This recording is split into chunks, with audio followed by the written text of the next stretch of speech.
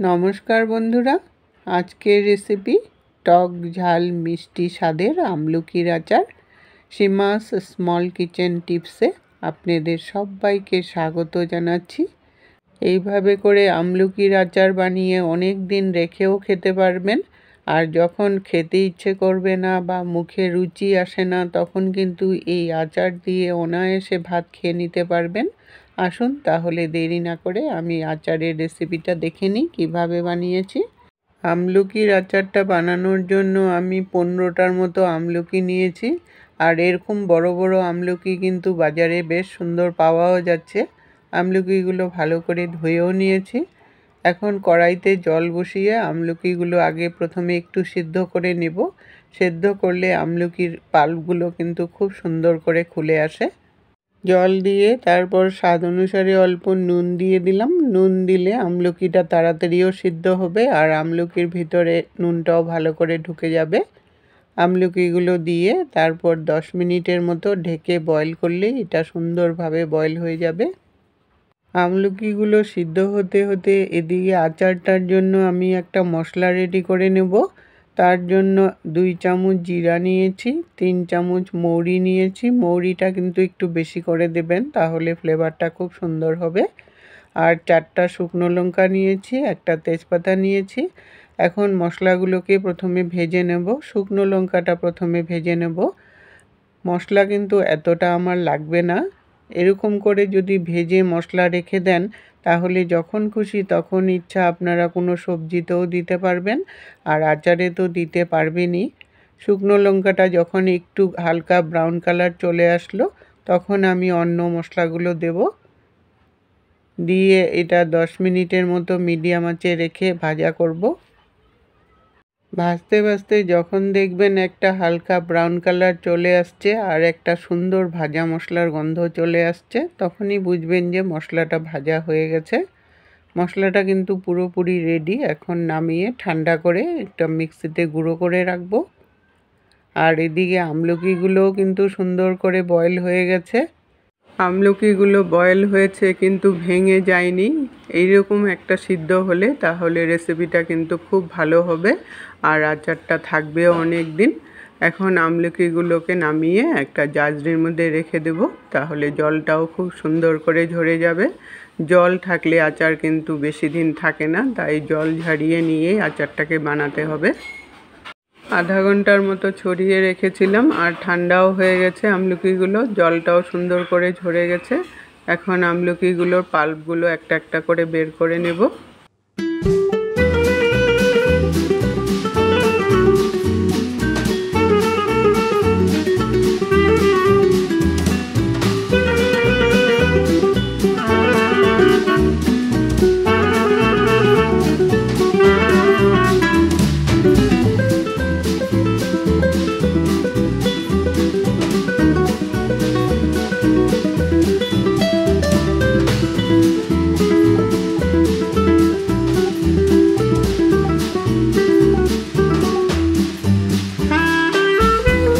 সবগুলো আমলকির কোষ খুলে নিয়ে কড়াই বসিয়ে 5 চামচের মতো সরষের তেল দিয়ে দিলাম। আচার কিন্তু সরষের তেল দিয়েই বানালে খুব ভালো লাগে। তেলটাকে গরম করে নিয়ে তারপর 2টো শুকনো লঙ্কা দিয়ে দিলাম ফোড়নে। শুকনো লঙ্কাটাও একটু সময় ভাজা করে নিতে হবে, যতক্ষণ না লঙ্কার ভাজা গন্ধ চলে আসে।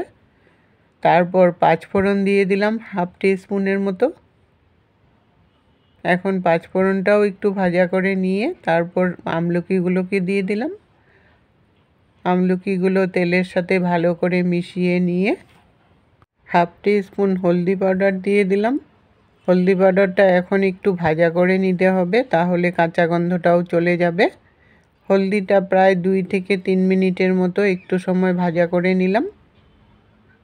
ভাজা করে নিয়ে তারপর এটার মধ্যে স্বাদ অনুসারে নুন দিয়ে দিলাম। নুনটা ভালো করে মিশিয়ে নিয়ে এটার মধ্যে মিষ্টির জন্য আমি গুড় ব্যবহার করেছি। আপনারা ইচ্ছা করলে চিনি দিয়েও বানাতে পারেন।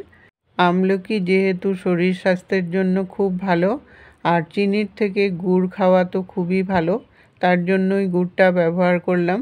আর গুড় দিয়ে আচার বানালে কিন্তু আচারের টেস্টও কিন্তু খুব ভালো হয়। গুড়টাকে ভালো করে মিশিয়ে নিয়ে গলিয়ে নিয়ে এখন 5 মিনিটের জন্য আমি ঢাকা দিয়ে দেব। তাহলে আমলকিগুলোর মধ্যে মিষ্টি আর নুনটা ভালো করে ঢুকে যাবে। 5 মিনিট পরে ঢাকনাটাকে উঠিয়ে নিলাম। গুড়টার থেকে কিন্তু অনেকটাই জল বেরিয়ে গেছে। এখন আমি 5 মিনিট আরও জাল দিয়ে নেব, তাহলে একটু শুকনো হয়ে আসবে। আপনারা যদি একটু মাখা মাখা আচার করতে চান তাহলে এই পর্যায়ে কিন্তু মশলাটা দিয়ে দিতে পারেন। আমি একটু শুকিয়ে নিয়ে শুকনো শুকনোভাবে আচারটা বানাবো, তাই 5 মিনিটের মতো আরও শুকিয়ে নিলাম। একটু মাখো মাখো ভাব আছে। এই পর্যায়ে ভাজা মশলাটার থেকে 2 চামচ গুঁড়ো করা মশলাটাকে দিয়ে দিলাম। মশলা দিয়ে কিন্তু আর বেশি সময় জাল দিবেন না, তাহলে মশলার ফ্লেভারটাও চলে যাবে। তাই মশলাটা দিয়ে ভালো করে মিশিয়ে নিয়েই আচারটাকে নামিয়ে নিতে হবে। এটা রুটি, পরোটা, ভাত সব কিছুর সাথেই খুব ভালো লাগে। এমনকি শুধু শুধু খেলেও মুখে রুচি এসে যাবে। আমার এই আচারের রেসিপিটা যদি ভালো লাগে সবার সাথে শেয়ার করে দিবেন। আজকের টিপস, আচার অনেক দিন ভালো রাখতে হলে আচারে হাত লাগাবেন না, সবসময় চামচ দিয়ে আচার উঠাবেন। এতক্ষণ সঙ্গে থেকে বহুমূল্য সময় দিয়ে আমার ভিডিওটা দেখার জন্য অসংখ্য ধন্যবাদ বন্ধুরা। আবার দেখা হবে নতুন রেসিপির সাথে। সুস্থ থাকুন, ভালো থাকুন।